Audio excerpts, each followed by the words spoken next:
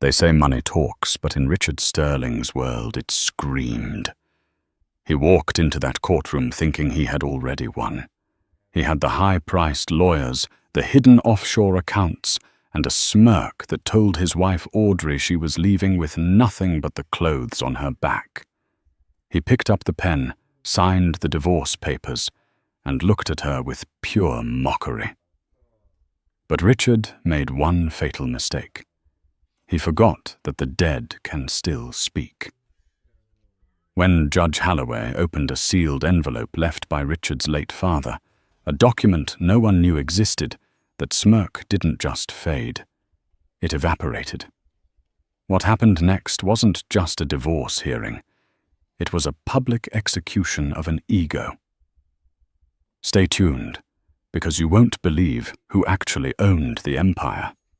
The air inside courtroom 4B of the Superior Court of California was stale, smelling faintly of lemon polish and anxiety.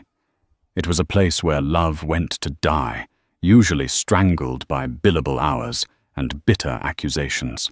For Richard Sterling, however, this wasn't a tragedy. It was a business transaction, a liquidation of a depreciating asset. He sat at the mahogany table, adjusting the cuffs of his bespoke Italian suit. He checked his reflection in the screen of his phone, smoothing back a stray hair. He was 42, handsome, in a shark-like way, with eyes that assessed everything by its price tag. Beside him sat his attorney, Greg Prentice, a man known in legal circles as the Butcher, for how he carved up spouses in settlements. "Relax, Richard," Prentice whispered, leaning in. "We have the prenup. We have the forensic accounting showing the business's premarital property. She gets the Honda. The apartment lease is in her name, and you keep the portfolio. It's a slam dunk." Richard chuckled, a low, rumbling sound that vibrated through the quiet room. "I'm not worried, Greg. I just want this over with. Jessica is waiting for me in Aspen. We have a flight at 3. Across the aisle, Audrey Sterling sat alone. Technically, she had a lawyer, a court-appointed mediator named Mrs. Gable, who looked like she hadn't slept in a week. But Audrey felt entirely solitary. She wore a simple beige dress, one she had bought at a thrift store 3 years ago. Her hands were folded in her lap, her knuckles white. She looked smaller than she was, diminished by 10 years of marriage to a man who treated affection like a currency he was hoarding. "Mrs. Sterling," Mrs. Gable asked softly, "are you ready? The judge is about to enter." Audrey nodded, not trusting her voice. She wasn't fighting for money. She wasn't fighting for the Hampton estate or the penthouse in Manhattan.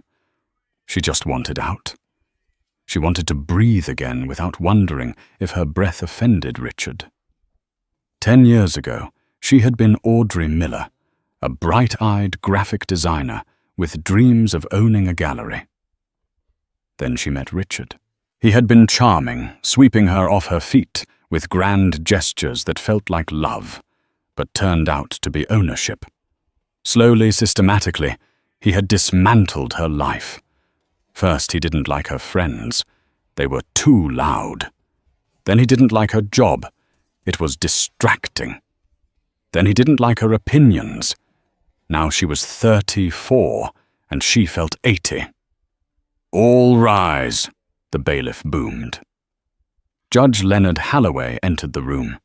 He was a man of imposing stature, with a bald head that gleamed under the fluorescent lights and a beard as white as snow. He had been on the bench for 30 years. He had seen every lie, every tear, and every scheme humanity had to offer. He sat down, the heavy black robe settling around him like a storm cloud, and adjusted his spectacles. "Be seated," Judge Halloway rumbled. He opened the file in front of him, the papers rustling loudly in the silence. "We are here for the matter of Sterling versus Sterling, docket number 4492, petition for dissolution of marriage." He looked over his glasses at Richard. "Mr. Sterling, you are the petitioner. I am your honor," Richard said, his voice smooth, projecting the confidence of a man who owned the building. "And Mrs. Sterling, you are the respondent." "Yes, Your Honor," Audrey whispered. "Speak up, please," Holloway said, not unkindly. "Yes, Your Honor," she repeated louder this time. "Very well," Holloway said. "I have reviewed the settlement agreement proposed by Mr. Sterling's counsel. It appears one-sided." Greg Prentice stood up, buttoning his jacket. "Your Honor, the couple signed a prenuptial agreement 10 years ago.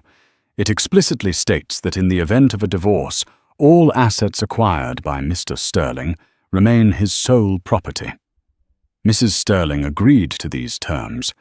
We are merely enforcing the contract." Holloway looked at Audrey. "Mrs. Sterling, is this true? Do you contest the validity of the prenuptial agreement?" Audrey looked at Richard. He was staring at the wall, bored, tapping his expensive pen against the table. He didn't even look at her. To him, she was already gone. "No, Your Honor," Audrey said, her voice trembling. "I signed it. I just want to leave." Richard smirked. It was a small, quick twisting of his lips, but Audrey saw it. It was the look he gave when a waiter dropped a fork or when a competitor went bankrupt. It was the look of absolute victory. "Very well," Judge Holloway sighed. He looked disappointed, like a teacher watching a student fail a test on purpose. "If there are no contests, we can proceed to the signing of the decree." Richard leaned over to his lawyer. "Told you," he whispered. "Easiest merger I've ever closed." The bailiff brought the heavy document to Richard's table first. It was thick, filled with legal jargon that essentially boiled down to one sentence: Richard wins, Audrey loses. Richard uncapped his fountain pen, a Mont Blanc gold nibbed worth more than Audrey's car. He signed his name with a flourish. Richard A. Sterling. The signature was large, aggressive, taking up more space than necessary. He pushed the papers toward the bailiff, his eyes locking with Audrey's across the aisle. He didn't speak, but his expression was loud. "You are nothing without me. You are going back to the gutter where I found you." The bailiff carried the papers to Audrey. She hesitated. Her hand shook as she picked up the cheap ballpoint pen provided by the court. "Just sign it, Audrey," Richard called out, ignoring the decorum of the court. "Don't drag this out. Jessica is waiting." The mention of the name Jessica sent a shockwave through the room. Even the stenographer paused. Jessica was Richard's personal assistant, a 22-year-old model he had been parading around town for the last 6 months. He hadn't even tried to hide the affair. He considered it his right. Judge Holloway's gaze snapped to Richard. "Mr. Sterling, you will address the respondent with respect, or I will hold you in contempt." Silence. Richard rolled his eyes but stayed quiet, crossing his arms. Audrey looked down at the paper. The line for her signature blurred. If she signed this, it was over. The abuse, the gaslighting, the lonely nights in the empty mansion, it would all be legally erased. She would be free. Poor but free. She pressed the pen to the paper. A. U. D. R. E. Y. She signed. It was done. The bailiff took the papers and handed them up to Judge Holloway. The judge took them, reviewed the signatures, and picked up his gavel. Richard was already gathering his things. He stood up, buttoning his jacket. "Well, that's that. Greg, send the bill to the office." He turned to leave, not even glancing at the woman he had vowed to cherish until death did them part. "Sit down, Mr. Sterling," Judge Holloway said. His voice wasn't loud, but it had the weight of iron. Richard paused, halfway turned. "Excuse me, Your Honor. The papers are signed. We're done here." "I said sit down," Holloway repeated. He didn't look up from the papers. "We are not done. Not by a long shot." A murmur went through the small crowd in the back of the courtroom, mostly law students observing for credit and a few bored retirees. Richard frowned, annoyed. He checked his watch. "Your Honor, I have a flight to catch at—" "If you take one more step toward that door, Mr. Sterling, you will be spending the weekend in a holding cell," Holloway said. He finally looked up, his blue eyes piercing. "Sit. Down." Richard froze. His face flushed a deep, angry red. He slowly lowered himself back into his chair. "This is highly irregular," Greg Prentice sputtered. "The decree is signed. The marriage is dissolved." "The marriage is dissolved, yes," Judge Holloway said. He reached under his desk and pulled out a thick manila envelope. It was sealed with red wax, an old-fashioned touch that looked out of place in the modern courtroom. "But the division of assets is not. The prenup covers the assets," Prentice argued, his voice rising. "The prenup covers the assets owned by Richard Sterling," Holloway corrected. "However, this court has received a motion to intervene regarding the estate of the late Arthur Sterling." Richard's face went pale. Arthur Sterling, his father, had died 5 years ago. He was the founder of Sterling Industries, the source of all the family wealth. Richard had inherited everything, or so he thought. "My father is dead," Richard snapped. "His will was probated years ago. I am the sole beneficiary." "You were the sole beneficiary of the known will," Holloway said calmly. He held up the envelope. "But it seems Arthur Sterling was a man of secrets. This document was filed with the High Court 5 years ago, with strict instructions that it was only to be opened in the event of your divorce." The room went dead silent. You could hear the hum of the air conditioning unit. Audrey looked up, confusion knitting her brow. She had liked Arthur. He had been a kind, if stern, old man. He had always treated her with a gentleness Richard never possessed. She remembered the day Arthur died. He had squeezed her hand and whispered, "Wait for the rain, Audrey. Wait for the rain." She never understood what he meant. "This is ridiculous," Richard laughed nervously. "A hidden will. What is this, a movie that's not admissible?"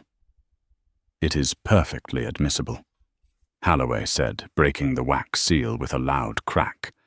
"It was notarized by the firm of Caldwell, West and Payne and held in escrow by the state executor." The judge pulled out a sheaf of papers. They were yellowed slightly at the edges. "Shall I read it?" Holloway asked, though it wasn't really a question. "I object," Prentice shouted. "Overruled," Holloway said instantly. He put on his reading glasses and began to read. "I, Arthur James Sterling, being of sound mind and body, do hereby declare this to be my true and final testament regarding the controlling shares of Sterling Industries and the Sterling Family Trust."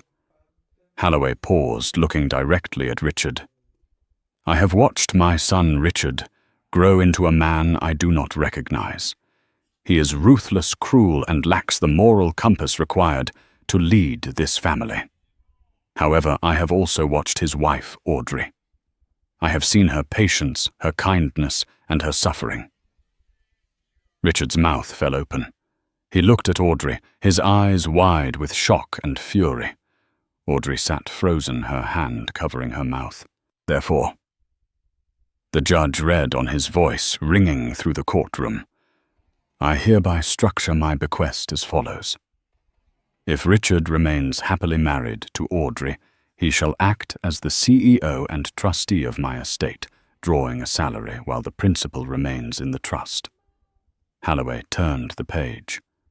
"However," the judge continued, his voice dropping an octave, becoming grave, "should Richard ever file for divorce, or should his behavior cause Audrey to file for divorce, or should the marriage be dissolved for any reason, Richard was gripping the table so hard the wood creaked.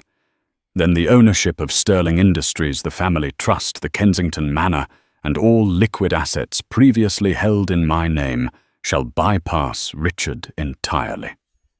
Judge Halloway looked up. A small, satisfied smile played on his lips. "And to whom do they go?" Prentice whispered, dreading the answer. "They shall be transferred in full to the sole ownership of Mrs. Audrey Sterling." For 10 seconds, silence reigned in courtroom 4B. It was a vacuum sucking the air out of the lungs of everyone present. Then the explosion happened. "That's a lie!" Richard roared, leaping from his chair. The expensive mahogany chair skidded backward and toppled over with a deafening clatter. "That is a fraudulent document. My father would never. He hated her. He tolerated her because of me. Sit down, Mr. Sterling." The bailiff moved forward, his hand resting on his taser. "I will not sit down." Richard's face was purple, a vein bulging dangerously in his neck. He pointed a trembling finger at Audrey. She manipulated him. She must have gotten to him when he was sick. Senile, he was out of his mind on morphine. "Mr. Prentice," Judge Halloway said, his voice cutting through Richard, screaming like a scalpel, "control your client or I will have him removed in cuffs, and I assure you the county jail is not as comfortable as the Four Seasons." Greg Prentice, who had gone as pale as the sheets of legal paper scattered on his desk, grabbed Richard's arm. "Richard, stop! Stop right now! You are making it worse." "How can it be worse?" Richard hissed, shaking his lawyer off. "He just gave away my company to her." He looked at Audrey with a mixture of loathing and disbelief, as if a piece of furniture had suddenly started speaking French. Audrey hadn't moved. She was staring at the judge, her mind racing. Arthur. She remembered those long afternoons in the garden when Richard was too busy closing deals in Tokyo or London to come home. She remembered pushing Arthur's wheelchair, reading him books, listening to his regrets. "Richard is a shark," Arthur had told her once. "Sharks don't have friends, Audrey. They only have food. Don't let him eat you." She hadn't understood then that he was planning this. A contingency plan. A nuclear option hidden in a safety deposit box. "Your Honor," Prentice said, trying to salvage his own reputation, "with all due respect, this will is 5 years old. It was never filed with the probate court at the time of Arthur Sterling's death. The statute of limitations for contesting the original will has passed." "Ordinarily you would be correct, Mr. Prentice," Judge Halloway said, peering over his spectacles. "However, Arthur Sterling was a meticulous man. He utilized a springing executory interest clause within the Sterling family trust. The assets were technically never Richard's to begin with. They were held in a conditional trust. Richard was merely let's call him the caretaker. The condition for his permanent ownership was a lifelong marriage to Audrey. The moment he signed those divorce papers, the moment the ink hit the page, he violated the condition." The judge held up the divorce decree Richard had just signed with such arrogance. "The signature is fresh," Halloway said. "The condition is broken. The trust triggers immediately." Richard slumped against the table. The smirk was a distant memory. He looked like a man who had walked off a cliff expecting a bridge only to find thin air. "What exactly?" Richard's voice was hoarse. "What exactly does this cover?" Judge Halloway turned a page in the thick document. "Let's see. Item 1. The controlling 51% stake in Sterling Industries, currently valued at $480 million. Richard made a sound like a wounded animal. "Item 2. Halloway continued relentlessly. The Sterling estate in Bel Air, Item 3, the vacation properties in Aspen, Monaco, and St. Bart's. Item 4, the private aviation fleet, specifically the Gulfstream G650. My jet, Richard whispered. He took my jet. And finally, item 5, Halloway finished. All liquid cash reserves held in the Sterling family accounts at Chase Private Client and Goldman Sachs, totaling approximately $75 million. The judge closed the folder. In short, Mr. Sterling, you are leaving this marriage with exactly what you came into it with, which according to my records of your employment prior to your father hiring you is a used Toyota Camry and a student loan debt which I believe your father paid off. You might owe the estate for that. This is insane, Richard muttered, running his hands through his perfectly gelled hair, ruining the style. I built that company. I doubled the profits in the last 5 years. Actually, Audrey spoke. Her voice was quiet, but in the acoustic perfection of the courtroom it carried. Everyone turned to look at her. Actually, she said, her voice gaining strength, you fired the R&D department and cut the safety protocols to boost the quarterly earnings. You didn't build it, Richard. You stripped it for parts. Richard's eyes narrowed. Shut up. You don't know anything about business. You're a graphic designer. You paint pictures. Mrs. Sterling is now the chairwoman of the board, Judge Halloway reminded him. I suggest you speak to her with the deference due to your... Well, she's not your employer, because you don't work there anymore. What? Richard snapped his head back to the judge. I'm the CEO. The will stipulates, Halloway read, that upon the activation of the trust, the board of directors is to immediately remove the current CEO if that person is the offending party in the divorce. An interim CEO will be appointed by the new majority shareholder. The judge gestured to Audrey. That's you, Mrs. Sterling. Audrey looked at her hands. They had stopped shaking. A strange, cold calm was washing over her. For 10 years she had been afraid of Richard. Afraid of his temper, his criticism, his financial control. But looking at him now, sweating, red-faced, powerless, she realized he was small. He was just a small man, standing on a pile of money his father made. And the pile was gone. I want him gone, Audrey said clearly. You can't do that, Richard screamed. I am Sterling Industries. The stocks will tank without me. I want him removed from the building by security, Audrey continued, addressing the judge. And I want a forensic audit of the company accounts for the last 5 years. If he cut safety protocols, I want to know. So ordered. Judge Halloway banged the gavel. The court will issue the transfer orders immediately. Mr. Sterling, you have 24 hours to vacate the Bel Air property. You may take personal effects only. Clothing toiletries.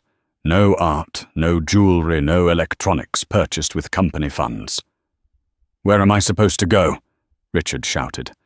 I can't check into a hotel. You froze my cards. I'm sure Jessica has a couch, Audrey said. It was the first time she had said the name aloud. It hung in the air, sharp and bitter. Richard stared at her. For the first time in his life, he looked at Audrey and saw something other than an accessory. He saw a threat. Court is adjourned, Halloway announced. The walk from the defendant's table to the heavy oak doors of the courtroom was the longest journey of Richard Sterling's life. Every step felt like walking through molasses. He could feel the eyes of the law students burning into his back. They weren't looking at him with envy anymore. They were looking at him with pity. He burst through the doors into the hallway, Greg Prentice scrambling to keep up. Richard! Wait. We need to strategize, Prentice panted, clutching his briefcase. Strategize! Richard spun around, grabbing Prentice by the lapels of his expensive suit. You told me this was a slam dunk. You told me she would get nothing. Now I'm destitute. I'm paying you $500 an hour." "Greg, fix this. I can file an emergency appeal," Prentice stammered, trying to pry Richard's fingers off his jacket. "We can argue undue influence. We can claim your father wasn't of sound mind. But Richard, the bad boy clause, it's ironclad. It's a recognized legal instrument in estate law. Your father hired the best firm in the country to write that will." "I don't care," Richard shoved him away. "I have a flight to Aspen in 2 hours. I have investors meeting me there. If I don't show up, the deal falls through." He reached into his pocket and pulled out his phone. He dialed his chief financial officer, Marcus Thorne. Pick up, you idiot," Richard muttered. "Hello," Marcus answered. The tone was different. It wasn't the usual obsequious deference. It was guarded, cold. "Marcus, listen to me," Richard barked, walking rapidly down the marble corridor. "There's been a clerical error in court, a misunderstanding. I need you to transfer $2 million from the offshore holding in the Caymans to my personal checking immediately. I need liquidity." There was a long pause on the other end of the line. "I can't do that," Richard Marcus said. "What do you mean you can't? I'm the CEO." "Do it."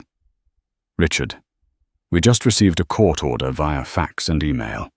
It's signed by Judge Halloway and countersigned by the State Banking Commission. All accounts associated with your Social Security number and the sterling corporate entities are frozen pending a change of signatory power. My screen is literally locked. I can't move a cent." "Marcus, I swear to God, if you don't, I have to go." "Richard, legal is calling a mandatory all-hands meeting. They say there's a new chairperson." Click. The line went dead. Richard stared at the phone. He felt a wave of nausea. This was actually happening. It wasn't a bad dream. The machinery of the empire he thought he ruled had turned against him instantly. It was loyal only to the money, not the man. The doors to the courtroom opened again, and Audrey walked out. She was flanked by Mrs. Gable, her court-appointed lawyer, who looked as stunned as anyone.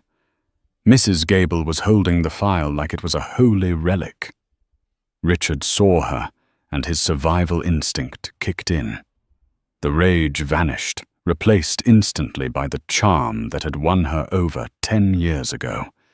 He composed his face, forcing a look of sorrow and regret.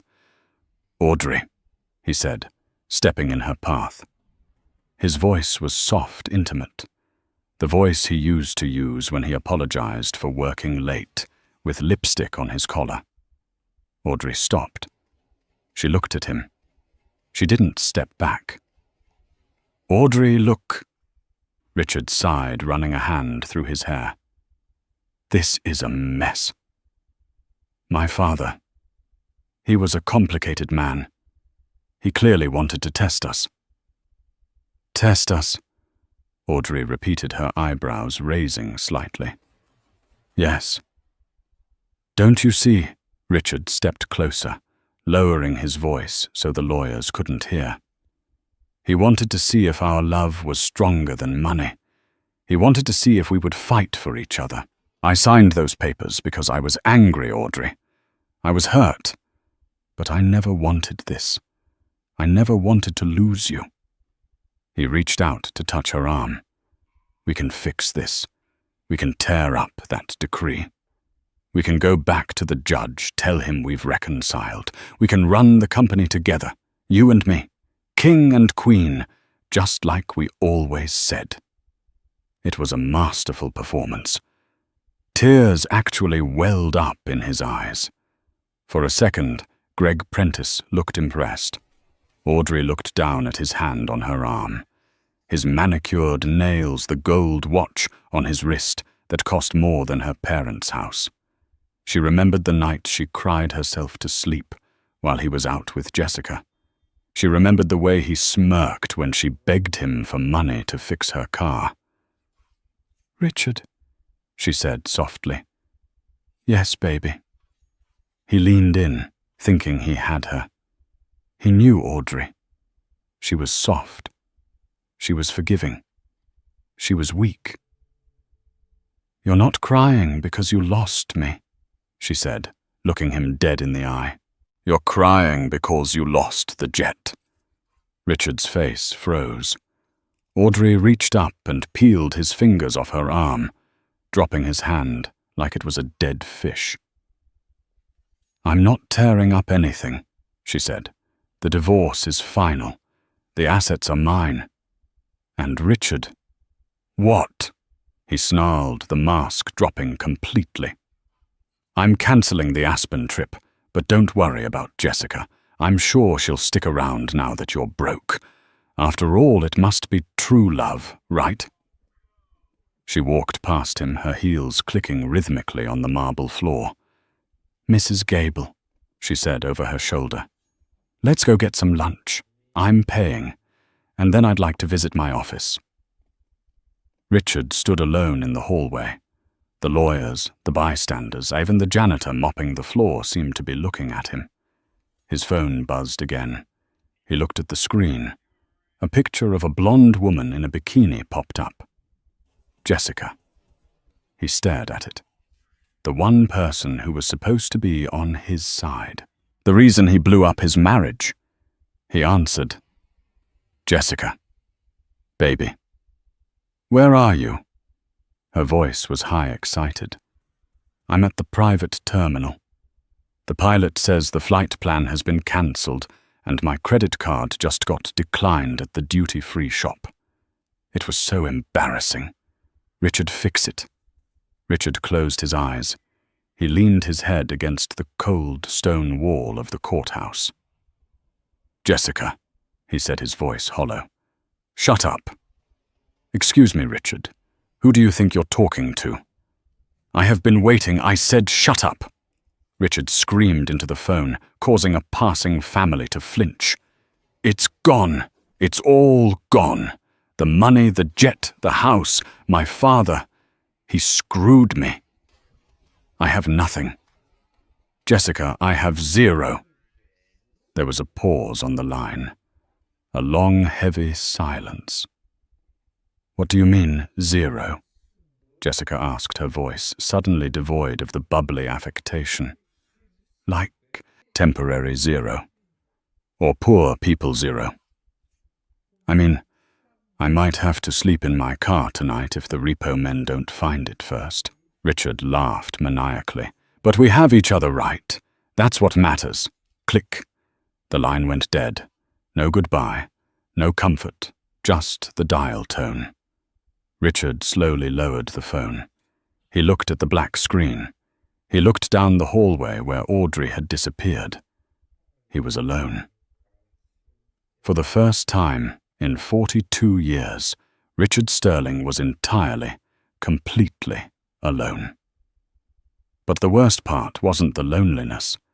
It was the realization that the day was only half over. He still had to go back to the mansion, Audrey's mansion, and pack his bags while she watched.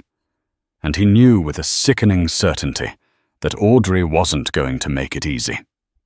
The drive to the Bel Air estate usually took 40 minutes from the courthouse, today in the back of a taxi that smelled of stale tobacco, because his Uber account was linked to the now frozen credit card. It felt like an eternity. Richard Sterling stared out the window as the familiar wrought-iron gates of his home came into view. His home. He had bought this place 3 years ago to celebrate his first billion-dollar quarter.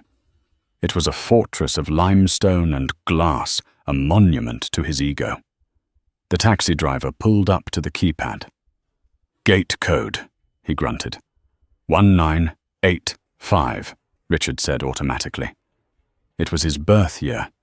The driver punched it in. The keypad beeped a harsh, dissonant tone. Access denied. Try it again, Richard snapped. 1985. Use your finger, not your thumb. You're hitting the wrong keys. The driver glared at him in the rearview mirror, but tried again. Beep. Access denied. It ain't opening, pal. Richard cursed and shoved the door open. He marched up to the intercom, pressing the buzzer furiously. Maria, open the damn gate. The system is glitching again. There was a crackle of static, but it wasn't the housekeeper's voice that answered. It was a deep baritone voice Richard didn't recognize. Mr. Sterling, we've been expecting you. Who is this? Richard demanded. Get off my property. Please wait by the pedestrian entrance. Someone will come down to escort you. Escort him. On his own property, Richard kicked the gate, scuffing the toe of his Italian leather shoe. A moment later, the side door clicked open. Standing there was a man who looked like he was carved out of granite. He wore a dark suit and earpiece and an expression of professional indifference. I'm Mr. Graves, the man said, head of security for Mrs. Sterling. I'll be supervising your retrieval of personal effects. Mrs. Sterling, Richard scoffed, brushing past him. She's been the lady of the house for 10 minutes, and she thinks she needs a Praetorian guard. Where is she? I want to talk to her. Mrs. Sterling is indisposed, Graves said, falling into step beside Richard. His stride was long, matching Richard's frantic pace effortlessly. You have 30 minutes, Mr. Sterling. After that, you will be trespassing. Richard stormed up the long driveway. The grounds were immaculately kept, the roses in full bloom.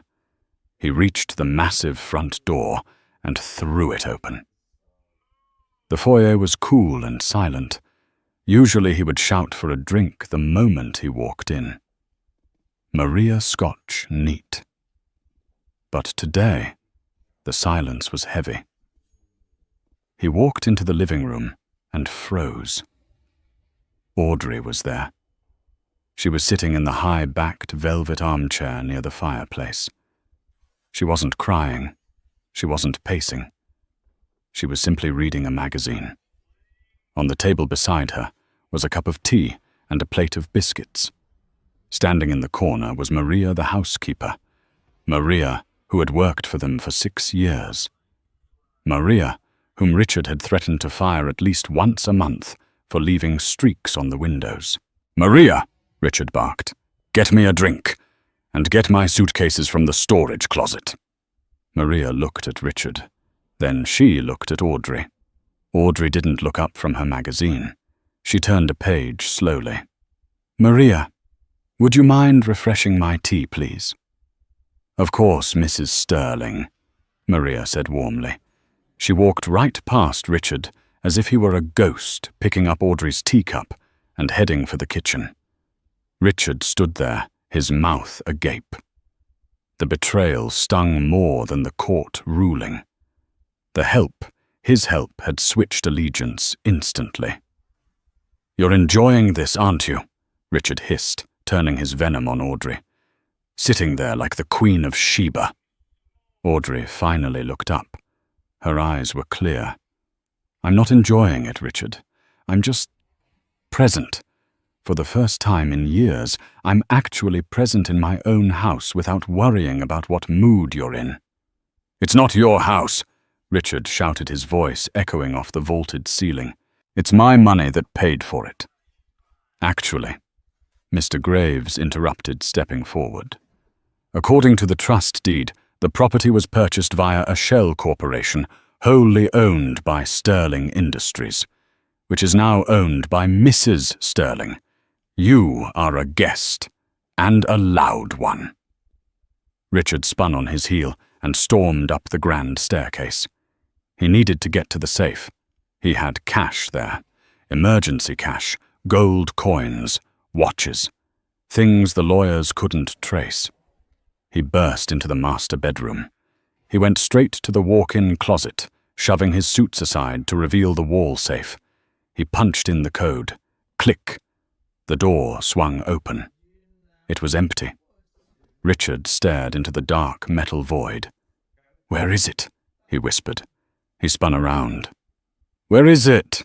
he screamed at Graves, who was standing in the doorway. "There was 50,000 in cash in there, and my Patek Philippe collection. All assets located on the property have been inventoried and secured by the forensic accounting team," Graves said calmly. "Items purchased with commingled funds or corporate accounts are frozen until the audit is complete." "The watches were gifts," Richard lied. "From my father.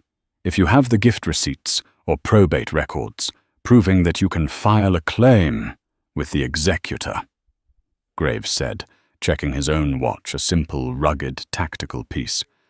"You have 20 minutes remaining. I suggest you pack clothes." Richard grabbed a Louis Vuitton duffel bag from the shelf.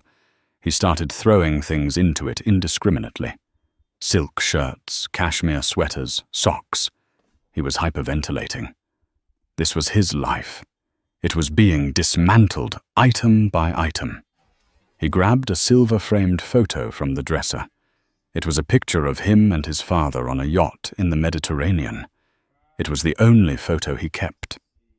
"Put it back," Graves said. "It's a photo of my father," Richard shouted, clutching it to his chest. "The frame is sterling silver, engraved, valued at $600. Corporate expense." Graves recited from memory. "Take the photo out.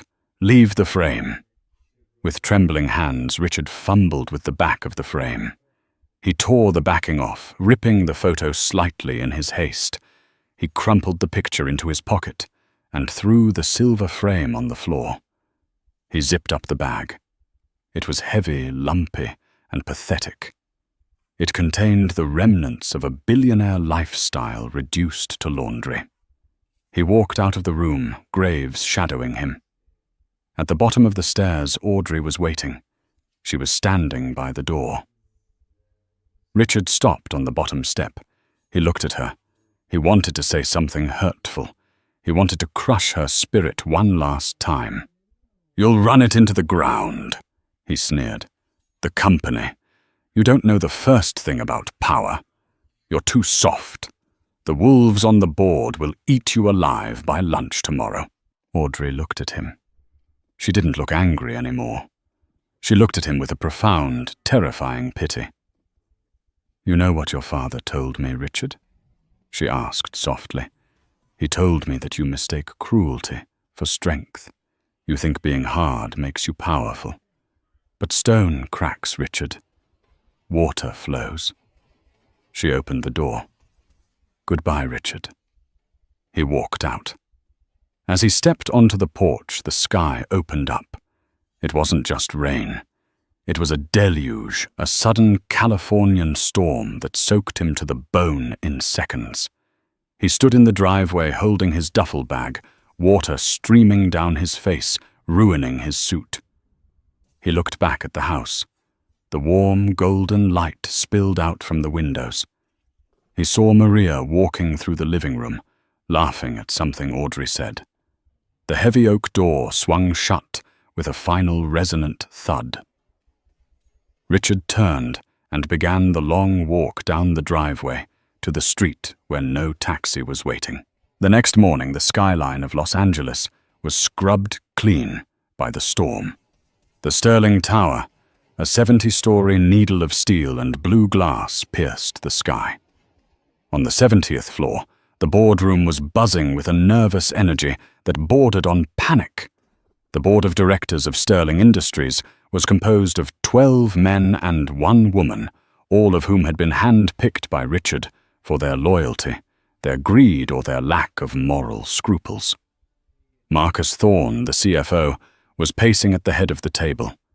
He was a man who sweated easily, and today he was drenching his collar.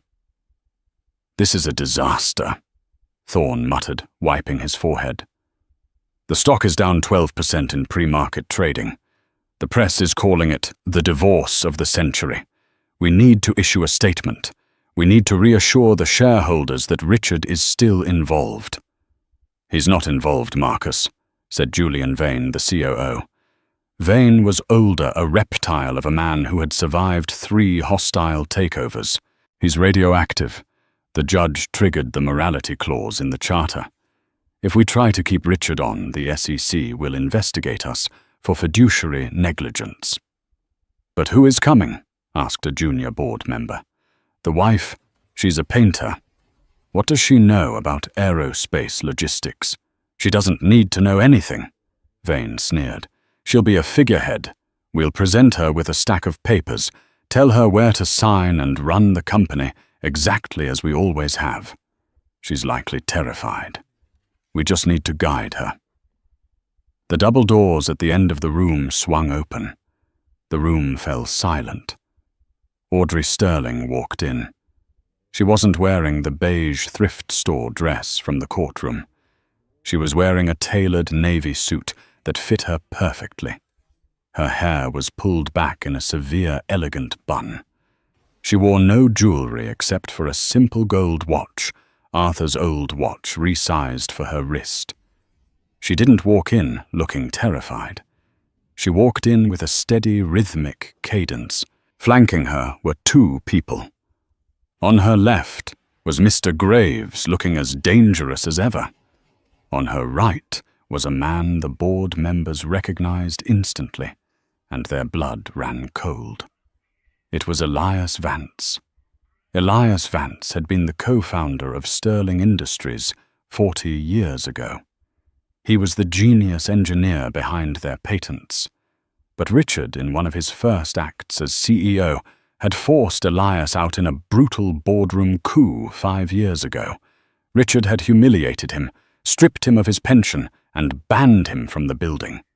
Elias was older now, leaning on a cane, but his eyes were sharp and bright. He looked at the men around the table with a predator's grin. Audrey walked to the head of the table. Marcus Thorne scrambled to get out of the CEO's chair.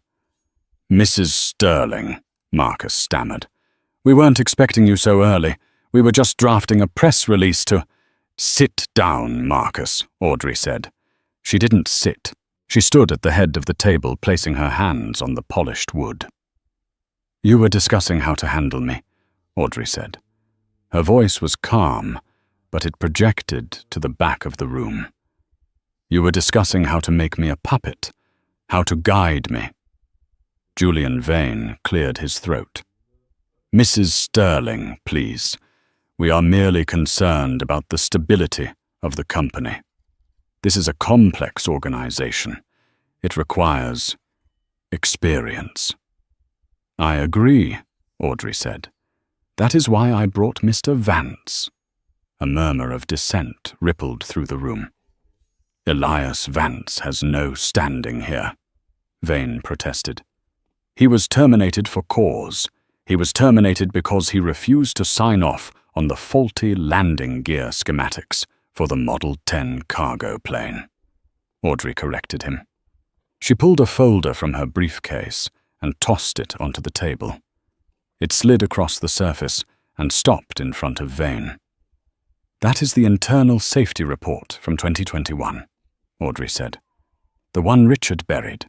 The one you all signed off on to save $3 million in manufacturing costs." Vane went pale. He didn't touch the folder. "I spent last night reading my husband's private files," Audrey said. "Or rather, the files Arthur left for me. He documented everything. Every bribe. Every cut corner. Every safety violation." She looked around the table, making eye contact with each man.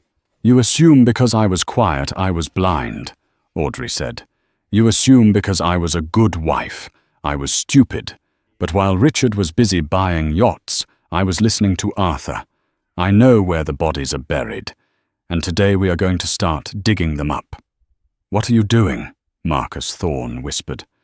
"We are issuing a recall on the Model 10 landing gear immediately," Audrey announced. "It will cost the company $400 million. The stock will tank. Let it." "Are you insane?" Vane shouted, standing up. "You'll bankrupt us." "No," Audrey said. "I'm saving the company from the lawsuits that will happen when one of those planes crashes. We are going to rebuild the reputation of Sterling Industries from the ground up, We are going to build things that work again." She turned to Elias.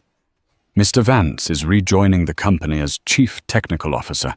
He has full authority to fire anyone in the engineering department who puts profit over safety." Elias tapped his cane on the floor. "I've already got a list," he said with a dry chuckle. "As for the board," Audrey continued. She looked at Julian Vane. "Mr. Vane, your resignation is accepted." "I didn't resign," Vane sputtered. "You can resign," Audrey said, leaning forward, her voice dropping to a whisper that was louder than a scream. "Or I can hand this file to the Federal Aviation Administration this afternoon, and you can spend the next 10 years in federal prison for criminal negligence." Vane stared at her. He looked at the file. He looked at the faces of his colleagues, none of whom were willing to make eye contact with him. Slowly, shakily, Julian Vane gathered his things. He stood up. He looked at Audrey with a mixture of hatred and grudging respect. "You're crazier than Richard," he muttered. "No," Audrey replied. "I just have a conscience, something this room has been missing for a long time." Vane walked out. Audrey looked at the remaining board members. "Anyone else want to leave, or are we ready to get to work?" Silence. Then Marcus Thorne slowly opened his notebook. "What is the first item on the agenda?" "Madame." "Tall woman." Audrey sat down in the leather chair. It was too big for her, but she didn't shrink into it. She filled the space. "Item 1, she said. "We need to talk about the employees, the janitors, the secretaries, the factory floor workers, the people Richard ignored. We're raising the minimum wage across the company by 20%. The room gasped. Audrey smiled. It wasn't a smirk. It was a genuine smile. "Let the shareholders scream," she said. "We're playing the long game now." 3 weeks later, Richard Sterling sat in the dim light of the Starlight Motel. The room smelled of mildew, a far cry from the Bel Air estate. On the small, crackling television, a news anchor chirped. "Sterling Industries stock has soared following the safety recall. New chairwoman Audrey Sterling is being hailed as a visionary." Richard threw his empty whiskey glass at the wall, shattering it. "Visionary," he screamed. "She's giving away my money." Delusion had set in. He convinced himself that if he could just speak to the shareholders directly, they would see reason. They would realize Audrey was an imposter and reinstate him. He pulled a wrinkled rented tuxedo from a plastic bag and dressed with shaking hands. He had one last card to play. That evening, the downtown Hilton was a fortress of light. The New Horizons gala was in full swing. Inside the ballroom, Audrey stood at the podium, breathtaking in emerald green silk. Beside her stood Elias Vance, the reinstated CTO, and Mr. Graves, her head of security. Audrey took a breath, addressing the crowd of 500 investors and politicians. "My late father-in-law built this company on a promise of safety. Tonight we renew that promise. We are putting people before profits." Lies. The scream tore through the room. The feedback from a stolen microphone squealed, making the crowd wince. Richard Sterling stepped out from the shadows of the stage wing. He looked manic, his tuxedo ill-fitting sweat dripping down his face. The crowd gasped. "Richard!" Audrey stepped back, shocked. "Don't look at her!" Richard bellowed to the crowd, stumbling into the spotlight. "I am the CEO. I built this company. She is nothing but a painter who manipulated a senile old man."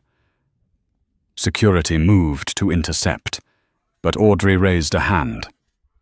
"Let him speak," she said calmly. Richard laughed, a broken, desperate sound. See, she knows I'm right. You can't fire me. I know where the skeletons are buried. Audrey looked at her ex-husband.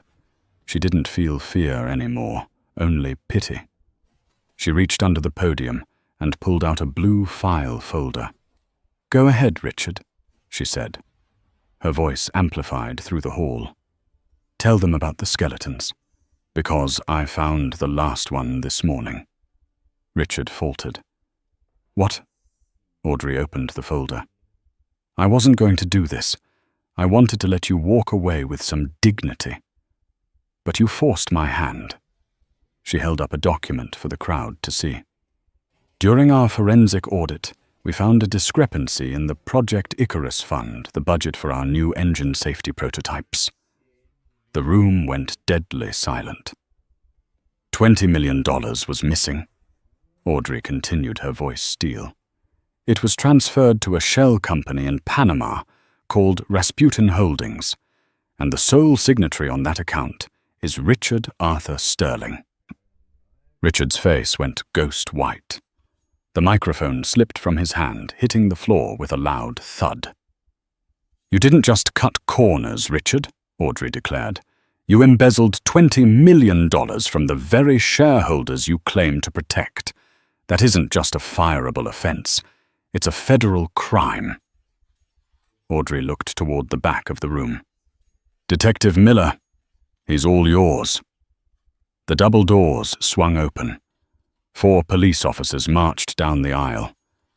Richard looked left and right, searching for an escape, but there was nowhere to go. The investors he had once charmed now looked at him with pure disgust. "Audrey, please," he whispered, as the officers grabbed his arms. "I'm your husband." "Ex-husband," Audrey corrected. As they handcuffed him and dragged him off the stage, Richard began to sob the cry of a man who had finally been told no. The doors closed behind him, leaving a heavy silence in the ballroom. Slowly, Elias Vance started to clap. Then the CFO joined in. Within moments, the entire room was on its feet, a thunderous ovation washing over Audrey. She stood tall, letting the applause wash away the last 10 years of fear. 6 months later. The wind rustled through the cypress trees of the private cemetery overlooking Los Angeles. Audrey knelt before a simple marble headstone, Arthur James Sterling. "You knew," she whispered, placing white lilies on the grass. "You knew he would steal. You set the trap, Arthur, and you knew I would be the one to spring it. The company is safe now." "Mrs. Sterling." Audrey turned. A young female reporter stood nearby, notebook in hand. "I'm sorry to intrude. I'm writing a profile on the company's turnaround.